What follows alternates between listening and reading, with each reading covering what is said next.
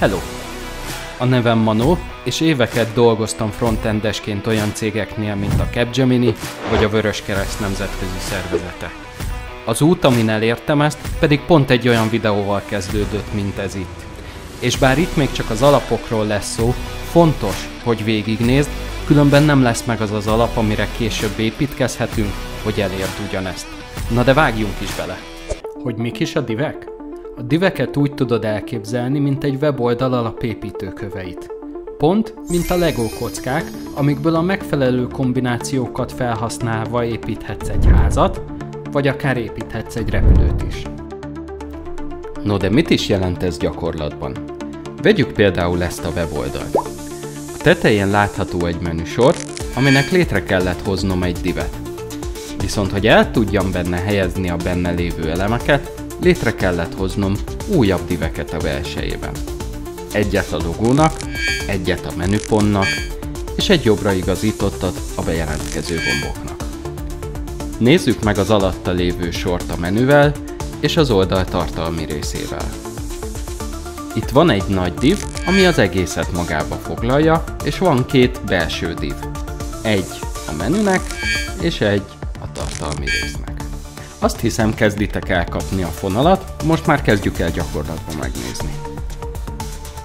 Jó, alapvetően egy divnek a létrehozása az nem egy olyan nagyon nagy ördöngőség. Csinálsz egy div taget, és a belsejébe már írhatsz is. Ennyi egy divnek a létrehozása. Alapbeállítás szerint egy div az teljes képernyő szélességű. Tehát, hogyha csinálok egy új divet, akkor az a következő sorba fog indulni. Ez azért van így, mert ha megnézzük vizsgálattal itt a böngészőbe, ugye ő képes arra, hogy kékkel kijelöli azt az elemet, amire ráhúzom az egeremet, és látszik is, hogy ugye ezek a divek mindig kitöltik a 100%-át a képernyőnek alapbeállítás szerint. Kezdjük el cifrázni a dolgot. Húzzuk be erre, mert innentől kezdve muszáj lesz, húzzunk be erre egy kis CSS-t, és nézzük meg, hogy mit tudunk vele csinálni.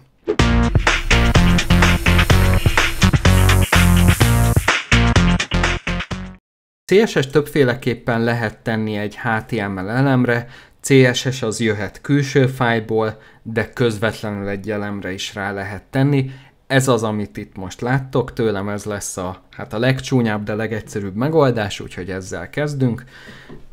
Maga a HTML elemre fölveszek egy style property-t, és ennek a style property-nek már lehet is beadni CSS beállításokat. Szintaktikája az úgy fog kinézni, hogy először jön a stílus beállításnak a neve. Nézzünk valami egyszerűt, mondjuk color. A colorral a betűszínt lehet állítani. Tehát először a beállításnak a neve, utána egy kettős pont, és az érték. És utána, nagyon fontos, egy pontos vesző. És ha most erre így rámentünk, és méltóztatik befrissülni, akkor látjuk, hogy pirossá vált a szöveg. Ha én több stílusbeállítást is szeretnék fölvenni, akkor azt a kettős pont után tudom fölvenni a következőt. Nézzünk egy másikat, mondjuk font size, és legyen 30 pixel, mondom 30 pixel, rámentünk, dur. No, ha megnézitek, itt eddig mindig ugye úgy nézett ki, hogy volt egy darab beállítás nevünk, kettős pont és egy darab hozzátartozó érték. Viszont van olyan is, hogy nem egy érték tartozik hozzá, hanem több érték. Például, hogyha én körbe akarom venni kerettel ezt a divet,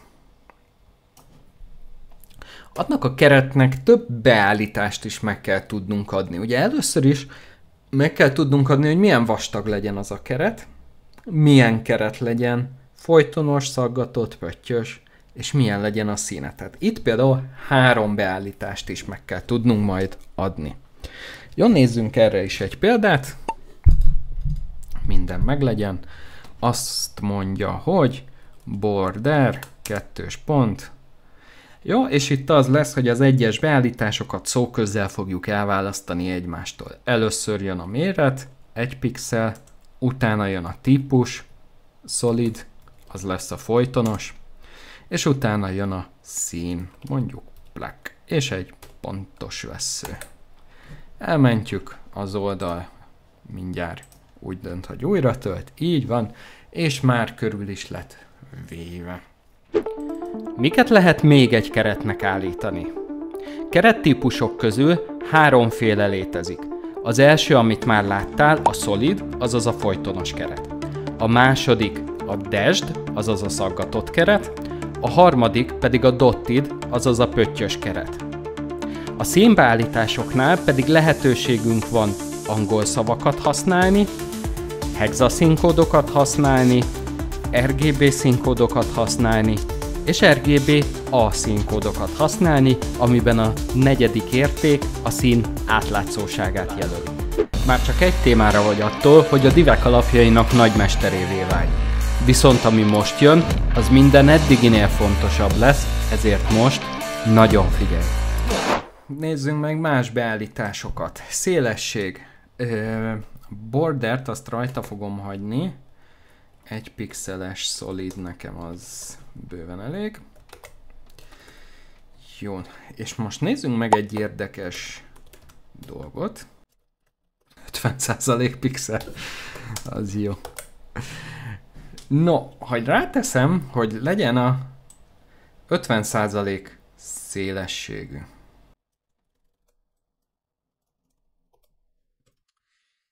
És most föl kéne, hogy tűnjön egy érdekes dolog, vagy vegyük még kisebbre, hogy tuti legyen 40%. Na most az van, hogy ugye ha van 2 40%-os divem, akkor azoknak ugye, hát ugye azok be tudnak férni egymás mellé. Mégis, ha most ránézel, azt látod, hogy mégse tette be őket egymás mellé, hanem továbbra is egymás alatt vannak.